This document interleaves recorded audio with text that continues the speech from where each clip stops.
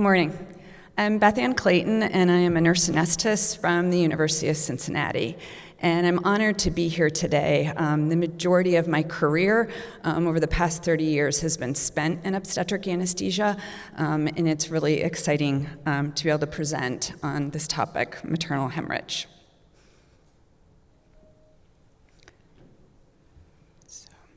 I apologize, I have really poor eyesight, so I can't see that screen, so I'm just going to be using both. And if I don't advance a slide, please let me know. Yes, if you can make that the bigger on the left, that would be really helpful. Thank you.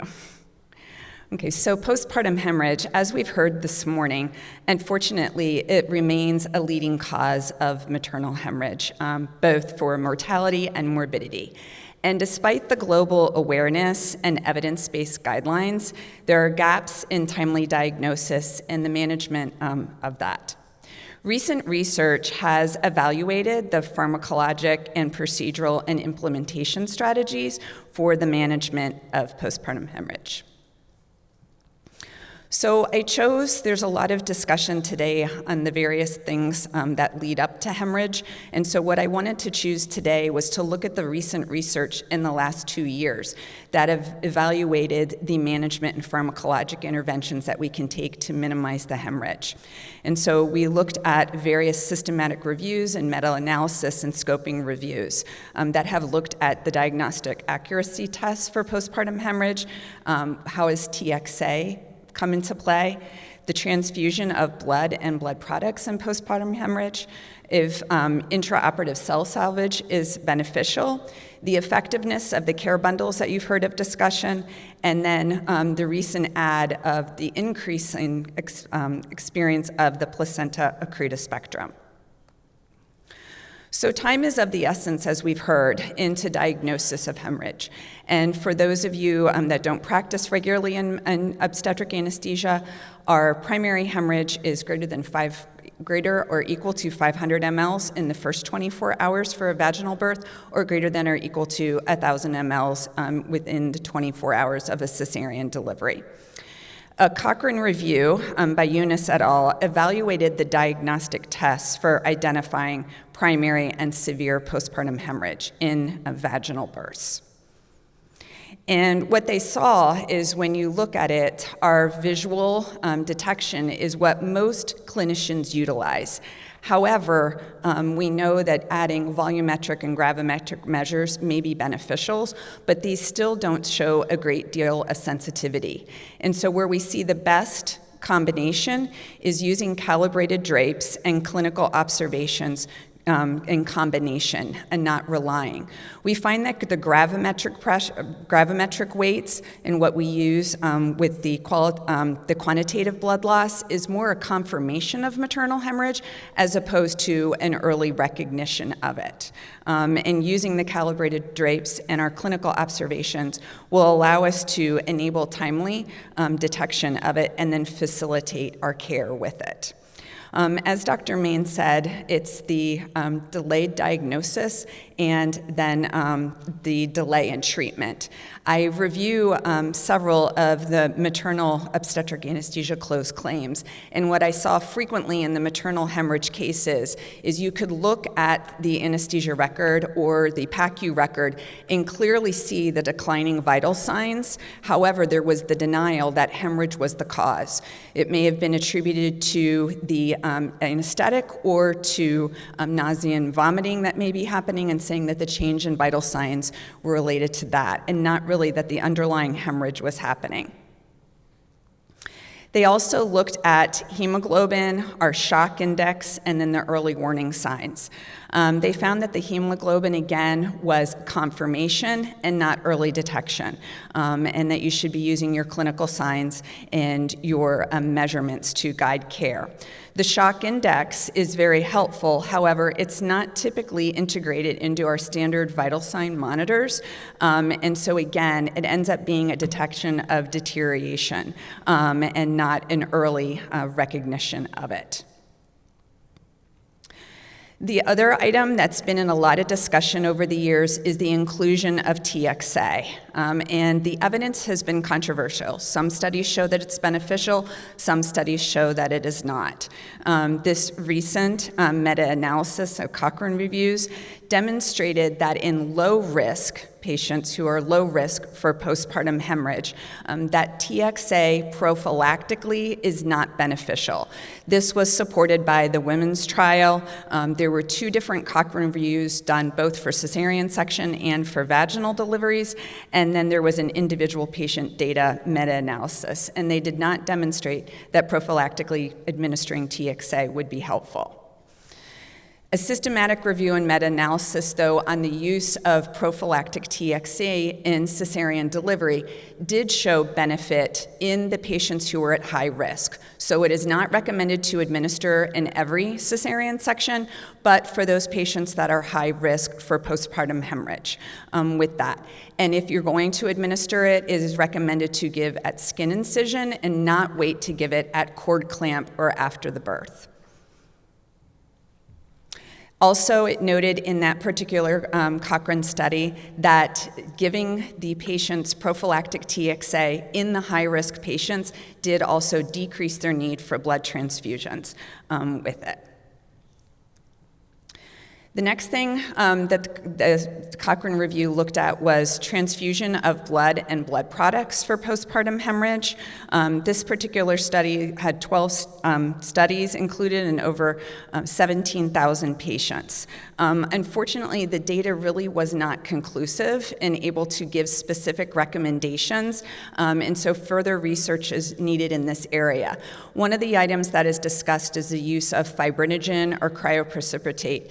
Again, unfortunately, the evidence didn't show conclusively that replacing either with a synthetic fibrinogen or cryoprecipitate can be helpful.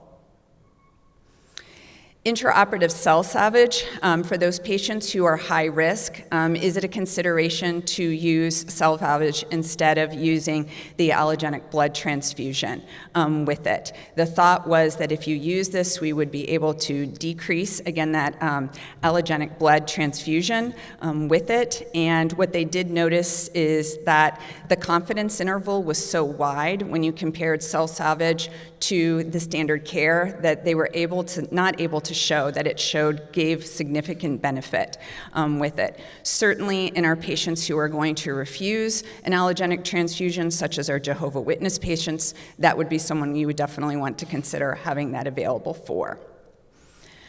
The greatest work that we showed that did cause benefit, that was showing benefit in the systematic review were our care bundles that you've heard so much of this morning. These have definitely shown that care bundles related to maternal hemorrhage do decrease morbidity and mortality with it, and that it gives you multiple coordinated interventions. This particular study aimed for the effectiveness and safety of postpartum hemorrhage prevention and/or treatment. So the first ones that they highlighted in the prevention was a comprehensive nursing intervention trial. With this one, the interventions that they did were thermal insulation measures, lower limb barometric pressure, encouragement of early mobilization, and postoperative psychological counseling. It was low evidence, but they did feel that it possibly could reduce blood loss, cause shorter hospital stays, and also help with the patient as far as decreasing depression and anxiety and improved maternal satisfaction. There was also the placenta accreta package that was started for preventative. This, they did preoperative vaginal packing, intraoperative uterine circular suture, and ligation of descending branch of the uterine artery. And this evidence was low, but again, possible reduction in mean blood loss, shorter hospital stay, and shorter ICU stay. The treatment-only bundles, when emotive, what was highlighted, but what was interesting about this particular treatment bundle is in most of our bundles, it's recommended to recognize in a vaginal birth that greater than 500 mLs is when you start intervention. In this particular bundle, they actually triggered it at 300. And because they triggered it at 300, they did show a significant decrease in postpartum hemorrhage, decrease in morbidity. They showed decrease in blood transfusions. The mean overall blood loss was decreased, and they had an increase in detection of postpartum hemorrhage and an increased adherence to treatment bundle. And I think that's really key because what we see is that it isn't recognized that it's a hemorrhage. So when you lower that number to 300, it already gets the clinicians being much more attentive sooner. So I thought this was a really interesting one to keep kind of in the back of your head with it. Certainly, another one was a combined management plan for women undergoing cesarean delivery. And normally for the more aggressive treatment options, including a balloon tamponade or thromboelastic guided coagulation therapy, the normal is kind of around a 2,000 ml blood loss. In this particular one, they looked at it at starting those interventions at 1,000 with that, and they did see an overall reduction in mean blood loss. The one that they saw the most improvement with, which is not a surprise after what you've heard this morning, was with the California Maternal Quality Care Collaborative. Those guidelines definitely, after that review, the Cochrane review, did show a significant decrease in severe maternal morbidity. And as Dr. Main mentioned, it's really making sure that the unit is ready, that they're able to recognize and prevent hemorrhage, that they have an adequate plan for response, and the reporting systems. And the benefit of having this in the Joint Commission accredited hospitals has really spurred the movement. So it has showed that that is the most beneficial kind of care bundle we have right now. As we heard, unfortunately, placenta accreta spectrum, that condition is significantly growing. It's increased from 1 in 30,000 patients that we saw in the 1930s, and I have to say I haven't been practicing since the 1930s, but certainly early in my career, I did not see a placenta accreta spectrum. And now in my practice, it's a weekly event. At my beginning of my practice, I maybe saw one a year. And so that incidence has gone up dramatically. The reason that it's gone up partly is we know is due to the increase in cesarean delivery. And that's one of the reasons you see the bundles trying to minimize cesarean delivery in our patient population with it. With these patients with placenta accreta syndrome, they do have a significant increased risk for hemorrhage and worsening maternal outcomes.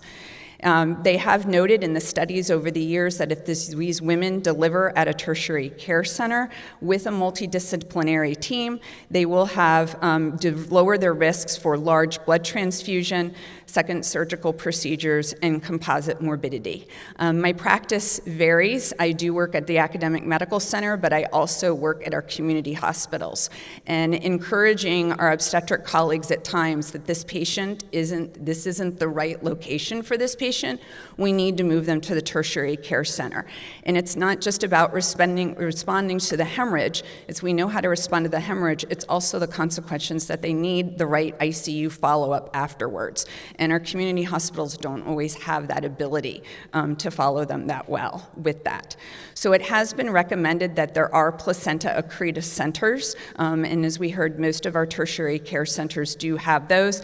It does encompass a multidisciplinary team, and that they have an intensive care unit and radiologic services available with it, and that they have blood services readily available. ACOG and SMFM, their obstetric care consensus statement, recognizes the perioperative planning that must happen for these patients, preoperative, intraoperative, and postoperative.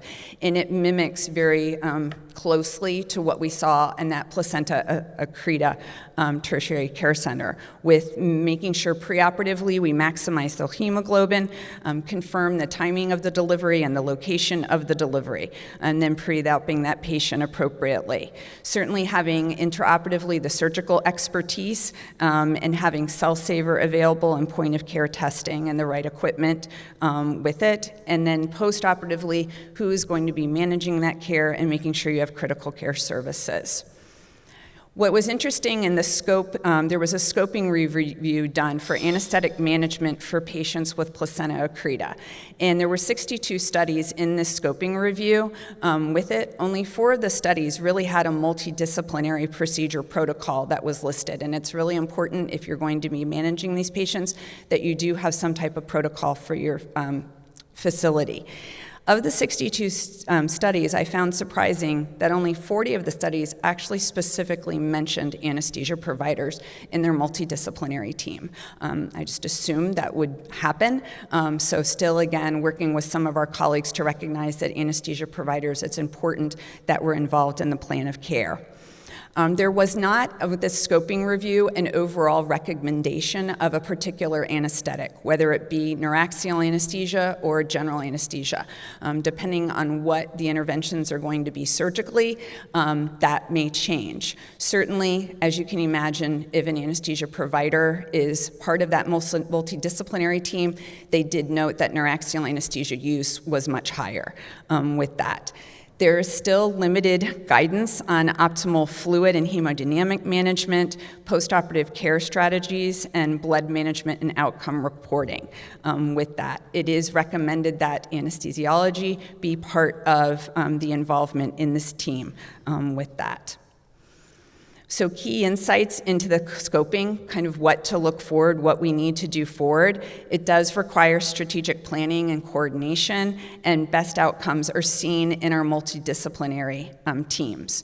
The current evidence of there's various approaches to anesthesia, and a lack of interventional studies limits the definitive guidance. So there needs to be, in our future research, optimal anesthesia mode to determine what that is, the best role, and the role of advanced monitoring technologies, our goal-directed hemodynamic and fluid management, and then structured blood product and hemostasis strategies, and the best practices for postoperative care. So with that, I think the goal of today is knowing that together we can make a difference, and just being aware of the current evidence that we have available to us and incorporating that regularly into our practice. Thank you.